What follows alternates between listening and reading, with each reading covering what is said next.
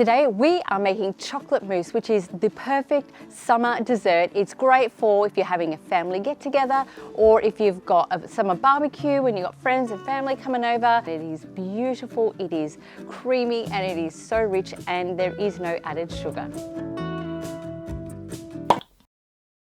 Welcome to Pop Keto. Hey, if you're here for the first time, just want to say a big hello, and feel free to have a look at some of our other videos. We have loads of different recipes that you could use to incorporate into your keto and low carb lifestyle. And don't forget to subscribe so you can see our new videos and recipes.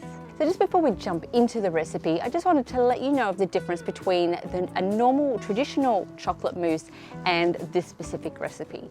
So in your normal chocolate mousse, you'll usually have a lot of sugar. That will most likely be the predominant ingredient.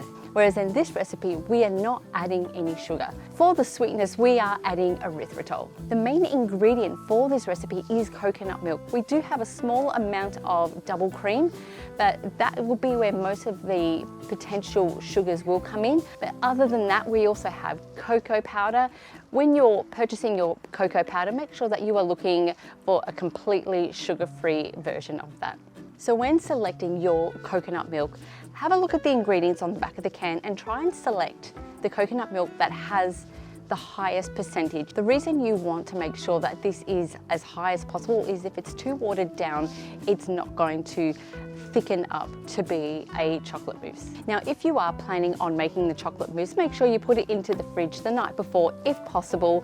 This will help firm up the actual coconut milk and separate it from the water so that we can make sure we get as much coconut milk and leave out the water.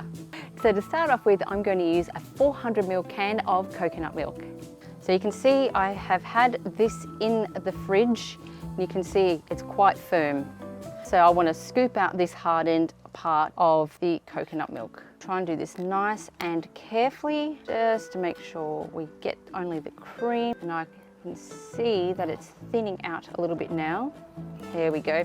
So you can see that's what it looks like when you get to the water part. So we just want to make sure that we're not getting the water part of this now. We're just wanting to get that thickened coconut milk. So there you go. As you can see, I have that nice thick coconut milk from the can. I've left out the water.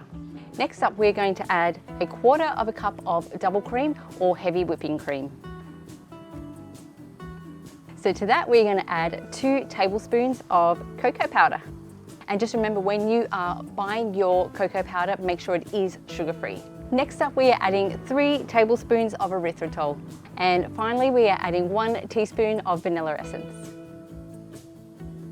And also, just like the cocoa powder, make sure your vanilla essence, just make sure you check the ingredients on the packaging to make sure that it doesn't have added sugar. Now we're going to mix this. I would recommend just starting on low and maybe just carefully mixing it together so you don't have cocoa powder going everywhere.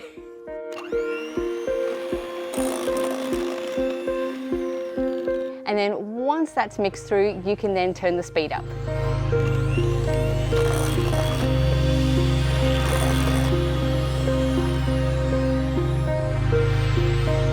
So I've mixed this for a couple of minutes and I'm just working it through just to make sure it thickens slightly, but most of the setting is going to happen in the fridge. So it's great to actually prepare this in advance. I recommend at least 3 hours, but again, if you can do this well in advance, you could easily do this even the day before. So what I'm going to do now is I'm going to pop this in the fridge and allow this to set. All right, so I did have another one prepared in advance and had been sitting in the fridge, so I've just brought it out. Now it is hot out here today. You can see here, it actually, when I was scooping it in, you can see it's nice and airy. So I've also sprinkled on some hazelnuts. Now these go really, really nice on top as a garnish. If you really want to, you could mix it through for a little bit of a crunch throughout the chocolate mousse. For this, I've just sprinkled on top. It sort of gives it a little bit of a Ferrero Rocher sort of taste, but let's do the tasting. Wow, so this is super rich and creamy. It's got a nice sweetness level without being over the top.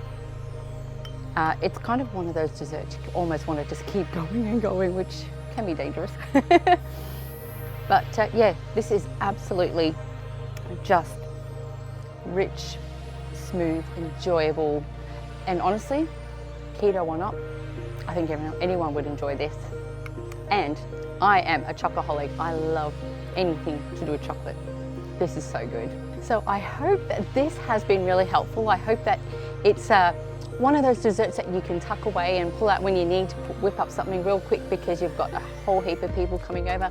You can easily double or quadruple, whatever you need to do, the recipe just to have a nice big bowl of chocolate mousse for everyone. Don't forget to check out some of our other videos, and for more dessert ideas, we'll have some links down below. And as always, stay happy and stay healthy, and we'll see you in our next video.